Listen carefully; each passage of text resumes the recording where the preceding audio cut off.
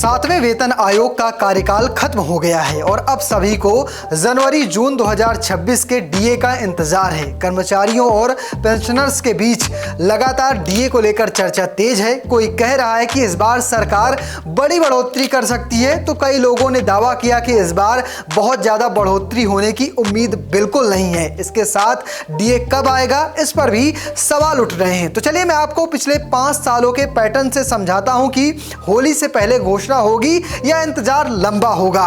अगर बात करें जुलाई दिसंबर 2025 साइकिल के डीए की, तो वो 1 अक्टूबर 2025 को 3% बढ़ोतरी के साथ उसकी घोषणा की गई थी। अभी सरकार के कर्मचारियों और पेंशनर्स को जो 58% डीए मिल रहा है, इसके साथ साथ इस बार केंद्र सरकार के सभी विभागों के कर्मचारियों को अगले बदलाव में या कहें इस साइकिल में 2% डीए बढ़ोतरी की उम्मीद है। इससे डीए बेसिक सैलरी के 58% से बढ़कर 60% हो जाएगा, जो 1 जनवरी 2026 से लागू भी हो जाएगा। अगर जनवरी जून डीए बढ़ोतरी की टाइमलाइन को समझे तो पहले आता है साल 2025। साल 2025 में होली की तारीख की बात करें तो 28 मार्च को डीए अनाउंस किया गया था, 2% बढ़ोतरी की गई थी और 55% उस वक्त ये हो गया था। साथ में 14 मार्च को होली थी। अगर बात करें साल 2024 की, तब 7 मार्च को आया था, 4% की बढ़ोतरी हुई थी, 50% टोटल आंकड़ा पहुंचा था, जबकि होली 25 मार्च को थी। अगर बात करें साल 2023 की, तो साल 2023 में 24 मार्च को डीए आया था, 4% की बढ़ोतरी हुई थी, 42% टोटल अमाउंट पहुंचा था, जबकि होली 8 मार्च को ही हो गई थी। अगर बात करें 2022 की, तब वहां पर 30 मार्च को डीए आया था, 3% की बढ़ोतरी हुई थी, टोटल बढ़ोतरी बेसिक पर हुई थी 34% की और होली की तारीख थी 18 मार्च।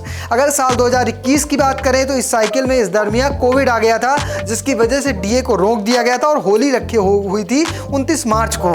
इस टेबल के पैटर्न से कई सारी चीजें साफ हो गई हैं। जनवरी जून डीए बढ़ोतरी आमतौर पर होली के बाद हुई है, खास तौर पर जब होली मार्च के पहले या कहीं आधे हिस्से में पड़ जाती है। तो फिलहाल मैंने आपको पूरी टेबल समझा दी। चलिए अब इस पैटर्न को समझते हैं कि इस टेबल से पैटर्न क्या निकल कर आते हैं। जनवरी जून डीए बढ़ोतरी आमतौर पर होली के बाद ही होती है, खास तौर पर जब होली मार्च के पहले आधे हिस्से में पड़ती है। एकमात्र बड़ा एक्सेप्शन साल 2024 था, जब मार्च डीए का अनाउंसमेंट 7 मार्च को हुआ था, जो 25 मार्च को होली से काफी पहले था। अगर बात करें साल 2025 में, तो साल 2025 में होली 14 मार्च को थी, लेकिन डीए में बढ़ोतरी लगभग 2 हफ्ते बाद 28 मार्च को हुई थी। इससे पता चलता है कि साल 2026 में होली से पहले डीए में बढ़ोतरी की उम्मीदें हाल ही के ट्रेंड से मैच नहीं कर सकती हैं। 7वें वेतन आयोग के बाद पहली बढ़ोतरी आने वाला जनवरी जून 2026 का डीए रिवीजन अहम है, क्योंकि ये 7वें वेतन आयोग का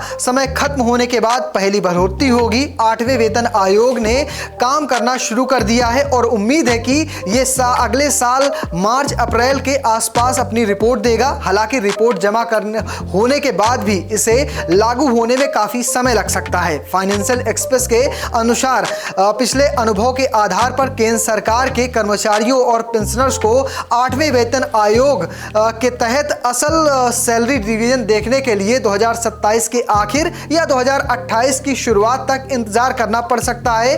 तब तक डीए रिवीजन महंगाई के खिलाफ थोड़ी राहत देते रहेंगे। डीए को बेसिक पे के साथ मिलाने की मांग। इस देरी के बीच कर्मचारी यूनियन और नेशनल काउंसिल या कहें जेसीएम मांग कर रहे हैं कि मौजूदा डीए जो अभी 58% है, उसको बेसिक पे के साथ मिला दिया जाना चाहिए। उनका तर्क है कि चूंकि अगला पे कमीशन लागू होना अभी बहुत दूर लगता है, इसलिए डीए को बेसिक पे के साथ मिलाने से स्ट्रक्चरल राहत मिलेगी और महंगाई एडजस्टमेंट बेस को रिसेट करने में मदद मिलेगी। हालांकि सरकार की तरफ से अभी तक कोई ऑफिशियल संकेत नहीं मिला है कि इस स्टेज पर इस तरह के कदम पर कोई विचार किया जा रहा है। फिलहाल आपको क्या लगता है, इस बार डीए में कितने फीसदी की बढ़ोतरी होगी और ये कब आएगा, कमेंट बॉक्स में लिखकर बताना और पेज को फॉलो करना, चैनल को सब्सक्राइब करना बिल्कुल भूलिएगा। धन्यवाद।